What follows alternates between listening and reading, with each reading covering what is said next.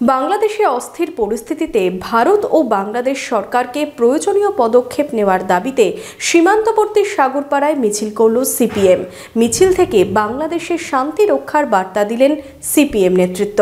আপনার আনন্দে আমাদের উদযাপন, বিয়ে হোক বা পার্টি, বহরমপুরে এবার luxury banquet hall at golden retreat. জেলায় একমাত্র পিলারলেস ব্যাংকোয়েট, আছে স্পা, সালন, ক্লাব মেম্বারশিপের সুযোগও। বহরমপুর শিল্প তালুকে গোল্ডেন রিট্রিট। বাংলাদেশে অস্থির পরিস্থিতিতে ভারত ও বাংলাদেশ সরকারকে প্রয়োজনীয় পদক্ষেপ নেওয়ার দাবিতে সীমান্তবর্তী সাগরপাড়ায় মিছিল করল সিপিএম।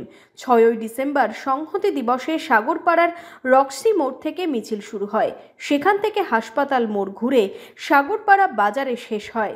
মিছিল থেকে বাংলাদেশের শান্তি রক্ষার বার্তা দেন সিপিএম নেতৃত্ব। 1992 সালের 6ই ডিসেম্বর যখন বাবরি মসজিদ ধ্বংস হয়ে যায়, আজকে 32 বছর হয়ে গেল। আমরা এই প্রতিদিনই 6ই ডিসেম্বর আমাদের পার্টির পক্ষ থেকে আমরা জাতীয় সংহতি দিবস পালন করি। পাশাপাশি এই দিনে এই সময়কালের মধ্যে আমাদের প্রতিবেশী দেশ বাংলাদেশেও সংখ্যালঘুরা নির্যাতিত হচ্ছে। আমরা এই দুটো ঘটনাকে একসঙ্গে করে গোটা এশিয়া মহাদেশে জাতীয় সংখ্যালঘুরা নিশ্চিত থাকে এবং সংখ্যালঘুদের উপর আক্রমণ বন্ধ হয়, তার জন্য আমরা মানুষকে সচেতন করবার জন্যই মিছিল করি।